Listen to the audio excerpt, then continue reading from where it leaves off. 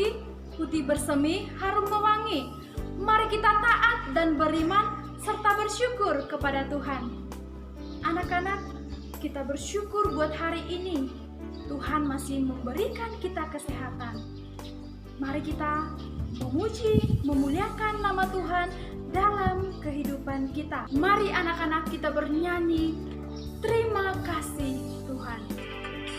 Terima kasih Tuhan untuk kasih setiamu yang ku alami dalam hidupku. Terima kasih Yesus untuk kebaikanmu sepanjang hidupku. Terima kasih Yesusku buat anugerah yang kau beri, sebab hari ini Tuhan adakan syukur bagimu. Kita berdoa. Tuhan Yesus yang baik, kami bersyukur Tuhan buat pagi hari ini, karena Engkau begitu setia kepada kami. Engkau berikan kami kesehatan, napas kehidupan, sehingga kami boleh melakukan aktivitas kami hari ini.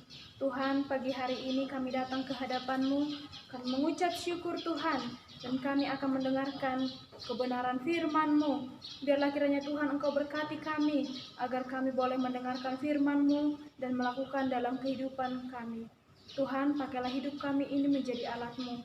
Terima kasih Bapa di surga, hanya di dalam nama anak-Mu Tuhan Yesus Kristus kami berdoa dan bersyukur.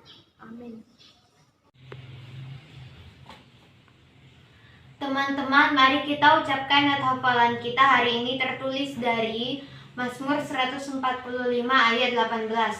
Tuhan dekat pada setiap orang yang berseru kepadanya, pada setiap orang yang berseru kepadanya dalam kesetiaan.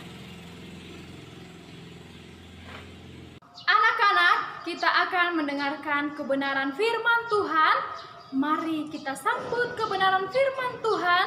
Kita bernyanyi, firman Tuhan ku dengar. Firman Tuhan ku dengar, ku tanam di hatiku. Ku ingin bertumbuh subur, berbuah lebat. Yesus tolong padaku.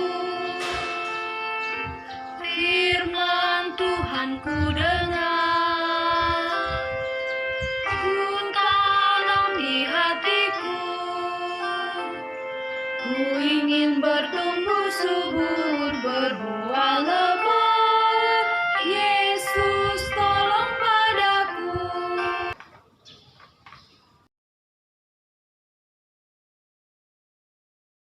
Anak-anak, apakah kalian pernah diberikan sebuah tugas? Ya, pasti kita semua pernah mendapatkan sebuah tugas, baik dari guru, orang tua, ataupun yang lainnya. Nah, apakah kamu sudah mengerjakannya? Ya, mungkin sebagian mengatakan, ya, saya sudah mengerjakannya. Nah, sebagian lagi berkata, kami sudah mengerjakannya, tetapi tidak selesai.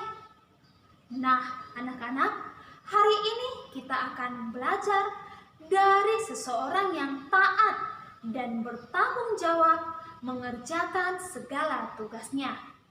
Dia adalah Yusuf. Yusuf adalah orang yang dipercayakan Potifar untuk mengurus rumahnya. Sebagai orang yang bertanggung jawab atas isi rumah Potifar, Yusuf sering bertemu dengan istri Potifar. Istri Potifar sangat menyukai Yusuf dan ingin melakukan perbuatan zina dengannya. Namun, lihat anak-anak, apa yang dilakukan Yusuf? Yusuf tetap bertahan dan tidak mau tergoda dengan rayuan dari istri Potifar.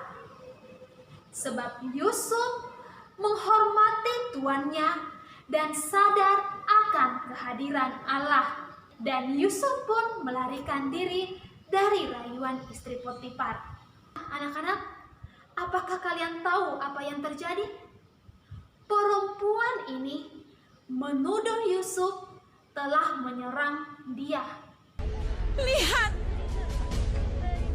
dibawanya kemari seorang Ibrani, supaya orang ini dapat mempermainkan kita. Orang ini mendekati aku untuk tidur dengan aku. Tetapi aku berteriak-teriak dengan suara keras. Dan ketika didengarnya bahwa aku berteriak sekeras-kerasnya, ditinggalkannya lah bajunya padaku. Hamba orang Ibrani yang kau bawa kemari itu datang kepadaku untuk mempermainkan aku.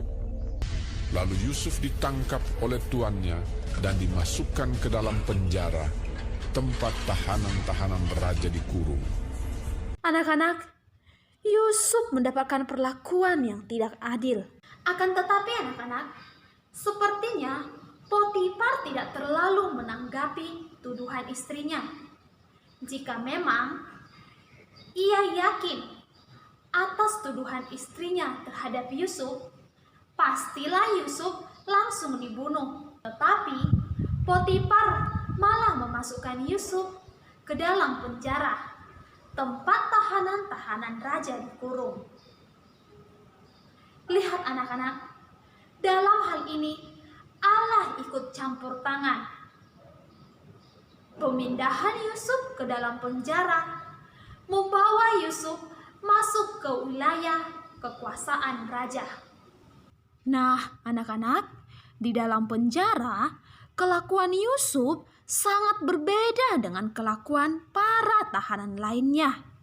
Sebab Allah selalu menyertai Yusuf. Akibatnya, Yusuf segera disukai dan mendapatkan hak yang istimewa.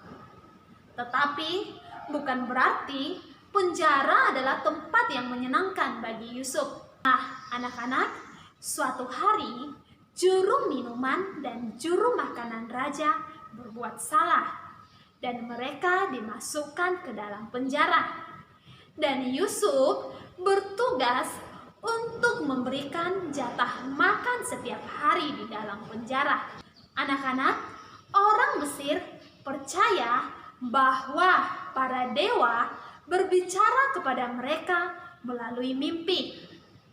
Suatu hari, juru makanan dan juru minuman bermimpi, dan mereka tidak menemukan seorang pun yang bisa mengartikan arti dari mimpi mereka. Dan hal ini sangat menyusahkan mereka. Yusuf memberitahu mereka bahwa penafsiran mimpi itu adalah milik Allah. Melalui Yusuf anak-anak, Allah menyatakan kehendaknya. Yusuf pun memberitahu arti mimpi mereka. Juru minuman dan juru makanan akan ditinggikan dalam waktu 3 hari lagi. Yang seorang kembali ke jabatannya yang semula, sedangkan yang seorang lagi akan ke tiang gantungan. Kepada juru minuman, Yusuf berkata, "Tetapi ingatlah kepadaku, apabila keadaanmu telah baik nanti, tunjukkanlah terima kasihmu kepadaku dengan menceritakan hal ikhwalku kepada Firaun. Dan tolonglah keluarkan aku dari rumah ini." Anak-anak, ternyata juru minuman melupakan Yusuf yang sudah menafsirkan mimpinya. Sekalipun juru minuman melupakan Yusuf dan tidak mengingatnya, Allah tetap menyertai Yusuf. Sampai suatu hari, Firaun bermimpi. Ada 7 bulir yang baik ditelan oleh 7 bulir yang kurus. Dan 7 lembu yang tambun dimakan oleh 7 lembu yang kurus. Akhirnya anak-anak, mimpi Firaun ditafsirkan oleh Roh Allah melalui Yusuf.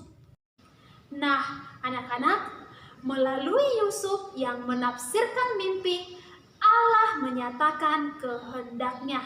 Anak-anak, di sini kita belajar bahwa Allah menjalankan rencananya yang ajaib dengan cara-cara yang tak terselami demi kemuliaannya sendiri, demi kebaikan bagi yang taat, dan demi keselamatan umatnya. Ingat anak-anak, sekalipun kita berupaya mengikuti kehendak Allah, hidup kita tidaklah selalu mulus. Marilah kita meminta kekuatan kepada Allah Untuk dapat hidup sesuai dengan kehendaknya, ketaatan kepada Allah, dan kesediaan untuk menolong sesama.